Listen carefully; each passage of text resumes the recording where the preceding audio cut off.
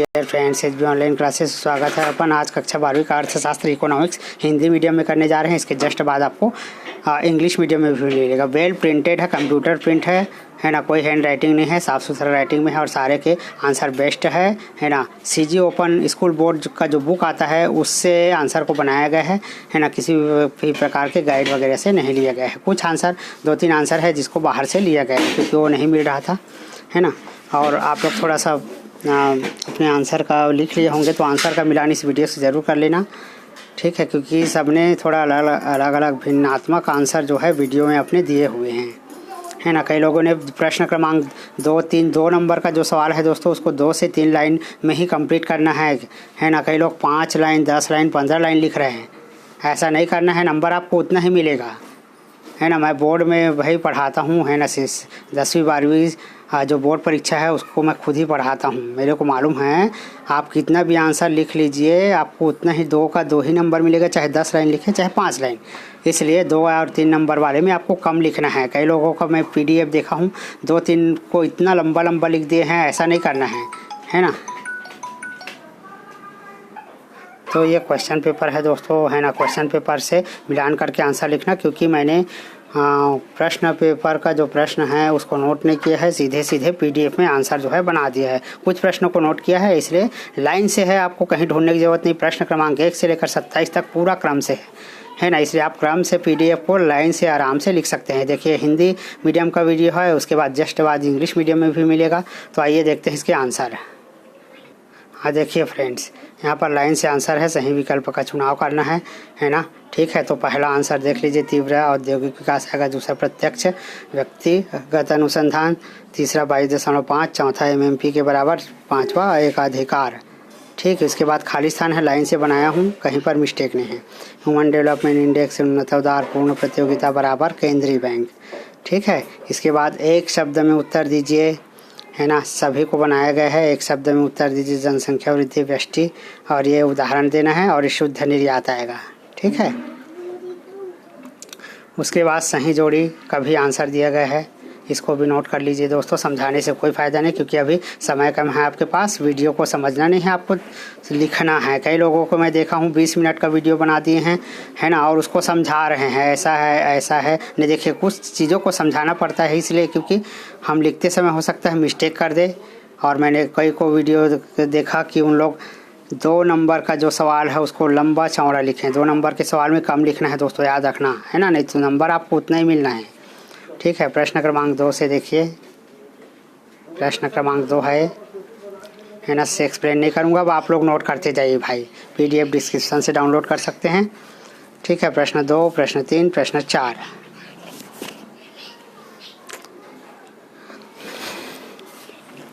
प्रश्न 4 पे अर्थव्यवस्था की केंद्रीय समस्या लिखे, तो अर्थव्यवस्था की केंद्रीय समस्या लिख दिया गया है। ठीक है, 5वां प्रश्न है आर्थिक समृद्धि से क्या आशय है।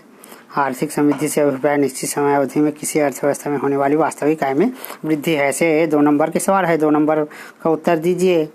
प्रश्न क्रमांक 6 है, हाँ उसका प्रश्न नहीं लिखा हूँ, आप लोग क्वेश्चन पेपर से देख लेना।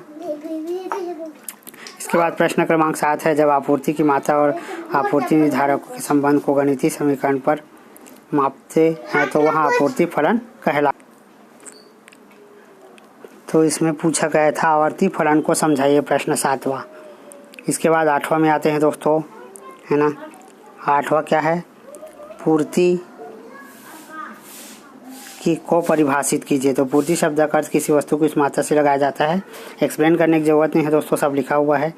इसके बाद प्रश्न 9वां देखते हैं, पानी की मांग बेलोचेदार क्यों होती है। क्योंकि देखिए पानी बेलोचेदार इसलिए होती है, लोचदार किसको कहते हैं, जिसकी कीमत होती है, जिसको हम बाज़ार से ख़रीदते हैं वो लोचदार होता है। बेलोचदार यानी क्या होता है, जिसको हम निःशुल्क प्राप्त करते हैं। पानी जो है अपने आसपास एरिया से नल से, है ना, उसको प्राप्त कर लेते हैं। ये इसलिए जो इसकी मांग है बेलोचदार है ना। ठीक है, इसकी कमी नहीं होती। प्रश्न 10वां है ना, पूर्ति के नियम की 2 मान्यता लिखना है। तो पूर्ति के नियम की मान्यता इसमें लिखा गया है, इसको आप ऐसा ही लिख सकते हैं। ठीक है, क्योंकि 2 नंबर का सवाल है, ज़्यादा लिखने से कोई फ़ायदा नहीं, नंबर उतना ही मिलना है। प्रश्न 11वां है, मांग आधिक्य क्या है। तो मांग अधिक एक ऐसी स्थिति जब दी गई कीमत पर किसी वस्तु की मांग की मात्रा है ना इसके मात्रा से अधिक हो जाती है, उसको मांग अधिक यानी ज़्यादा मांग हो जाना, उसी को मांग अधिक कहते हैं। प्रश्न 12वां में देखिए सूत्र लिखा गया है दोस्तों, इस सूत्र को आपको नोट करना है बस। ये वाला सूत्र है ना, इसको नहीं लिखोगे तो भी चलेगा, इसको कट कर दिया देखिए यहाँ से ये कट हो गया, आपको सिर्फ इतना को लिखना है, सूत्र बस बताना है खाली, ठीक है। तो हो गया प्रश्न 12वां। इसके बाद प्रश्न 13 में आते हैं, वस्तु विनिमय प्रणाली की 2 कठिनाइयाँ बताइए। तो वस्तु विनिमय प्रणाली की 2 कठिनाइयाँ है इच्छाओं का दोहरा संयोग और खाते की एक मानक इकाई का अभाव। ये दोनों को नोट कर लेना है आपको। इसके बाद प्रश्न 14 में आते हैं, भारत में योजना के लक्ष्य को प्राप्त करने के लिए नियोजन की व्यूह रचना अपनाए। क्या व्यूह रचना अपनाया गया? भारत व्यूह रचना का मतलब होता है भारत योजना के लक्ष्य को प्राप्त करने के लिए किस प्रकार की योजना। तो इसका मेन आंसर है दोस्तों, पंचवर्षीय योजना आरंभ किया गया। योजना के क्रियान्वयन के लिए भारत में व्यूह रचना के रूप में नियोजन को अपनाया गया, यानी कि प्लानिंग। नियोजन यानी होता है प्लानिंग, 5 साल का एक प्लानिंग बनाया गया, बजट पारित किया गया, ठीक है। इसी को शॉर्ट में आपको लिखना है, जो 3 नंबर का सवाल है, ज़्यादा लिखने से कोई फायदा नहीं। प्रश्न 15 है दोस्तों, इसको भी सॉल्व कर लेना है आपको, है ना। क्वेश्चन पेपर से मिलान जरूर कर लेना एक बार क्वेश्चन बस को, है ना। समय अर्थशास्त्र समष्टि अर्थशास्त्र की 3 विशेषता लिखना है, तो 3 विशेषता दे दिया गया है, नोट कर लेना है। प्रश्न 16 है, इसके बाद कुल भौतिक उत्पाद तथा सीमांत उत्पादक में क्या संबंध है। तो इसमें संबंध जो है इस प्रकार से, है ना, ऐसे पॉइंट वाइज समझाया गया है ना। इसी को आपको नोट करना है, 3 नंबर का सवाल है, ज़्यादा लिखने जरूरी नहीं है। प्रश्न 17 है, तो प्रश्न 17 का है, सामान्य एवं असामान्य लाभ में अंतर समझाइए। तो इसमें समझाना है दोस्तों, अंतर ऐसे कॉलम बनाकर भी लिख सकते हैं, लेकिन इसमें समझाना है बोल रहा है, तो इसलिए इसको मैं समझाया हूँ, है ना। कॉलम बनाकर नहीं लिखना है। सामान्य लाभ को पहले समझा देना है ऐसे, और उसके बाद असामान्य लाभ को ऐसे समझा देना है। ये जो है असामान्य लाभ के लिए है, ठीक है, लिखा हुआ है देखिए, है ना। असामान्य लाभ कहा जाता है, ठीक, उसको समझाना है आपको, पॉइंट नहीं लिखना है, ठीक है। कई लोग प्रश्न को समझते नहीं हैं, अंतर बस लिखे बोलते ना, तब अंतर कॉलम में लिखते हैं ना, लेकिन उसको समझाना है। प्रश्न 18वां है, स्वायत्त व प्रेरित निवेश में भेद करना है। अब इसमें अंतर बताना है आपको, तो देखिए मैंने अंतर 4 ऐसे बता दिया पॉइंट वाइज, इसमें 4 अंतर और इसमें 4 अंतर। यहाँ आय पर निर्भर होता है, इसका आय से संबंध नहीं होता, अर्थात स्वतंत्र होता है, ठीक है। 4 नंबर का सवाल है, 4 पॉइंट आपको देना है। इसके बाद प्रश्न 19 में आते हैं, सरकार को बजट की आवश्यकता क्यों होती है। 3 नंबर का है ना।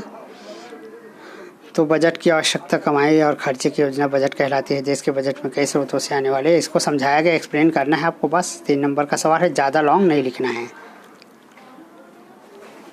इसके बाद आते हैं प्रश्न क्रमांक 20 में, ठीक है। उन दशाओं की व्याख्या कीजिए जहाँ मांग का नियम लागू नहीं होता। तो कहाँ कहाँ मांग का नियम लागू नहीं होता, इसको अपने को एक्सप्लेन करना है, ठीक है। तो ये लिखा गया है दोस्तों, इसको नोट कर लीजिएगा, एक्सप्लेनेशन नहीं करूँगा, ठीक।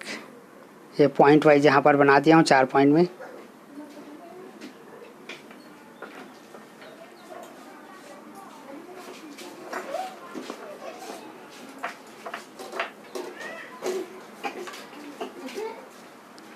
इसके बाद प्रश्न 21 में आते हैं।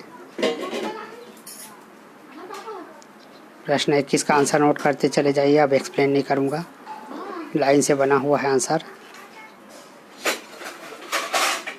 इसके बाद प्रश्न 22 में आते हैं, है ना। क्रमांक लिख दिया हूँ, आप लोग नोट कर लेना, ठीक है। प्रश्न पेपर से मिलान कर लेना प्रश्न 22 का, ठीक।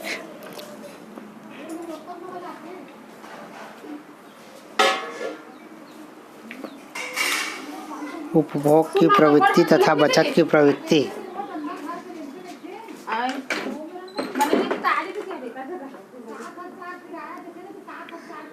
तो उपभोग की प्रवृत्ति और बचत की प्रवृत्ति अथवा को हल किया गया है, नोट कर लीजिए दोस्तों।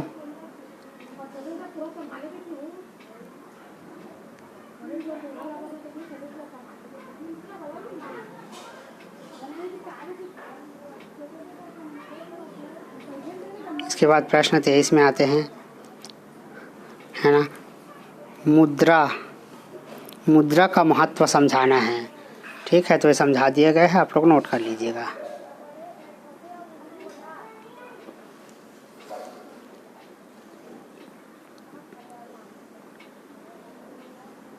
इसके बाद प्रश्न 24 में आते हैं। ठीक है, क्वेश्चन पेपर से मिलान जरूर कर लेना आप।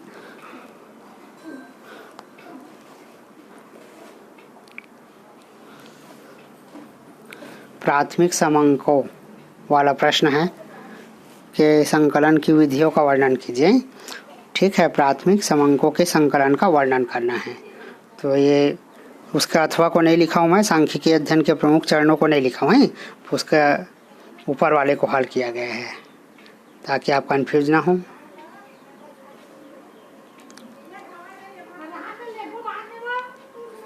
इसमें क्या लॉन्ग लिखना है, क्योंकि 5-6 नंबर वाला सवाल है दोस्तों, इसमें कमी नहीं करना है लिखने में, जितना चाहे उतना लिखें क्योंकि दीर्घ उत्तरीय प्रश्न है। इसके बाद प्रश्न 5वां 25वां छोटा है, न्यूमेरिकल सवाल है, बहुलक ज्ञात करना है, जिसको ज्ञात कर दिया गया है, देखिए। ठीक है, ये बहुलक का सवाल है।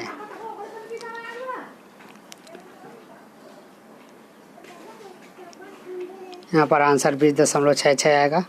इसके बाद प्रश्न 26 देखिए, कृषि प्रधान देश है, समझाइए।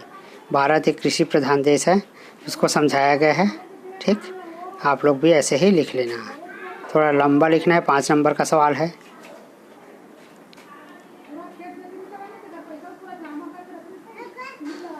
ऐसे थोड़ा लंबा लिखा गया है, देखिए दोस्तों, क्योंकि ज़्यादा नंबर का सवाल है ना, छोटा लिखेंगे तो नंबर कट जाएगा।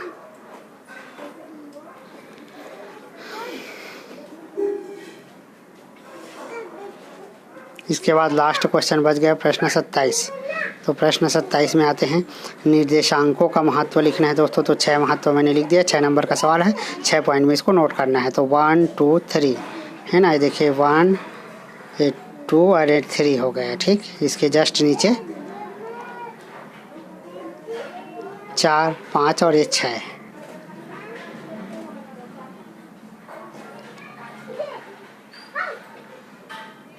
तो ये कंप्लीट हो जाता है दोस्तों इकोनॉमिक्स कक्षा 12वीं का। इसके जस्ट बाद इंग्लिश मीडियम का, जो बच्चे इंग्लिश मीडियम के होंगे नहीं लिख पाए हों तो हमारे चैनल से आप ज़रूर लिख सकते हैं, क्योंकि मैं इंग्लिश हिंदी दोनों में बनाया हूँ।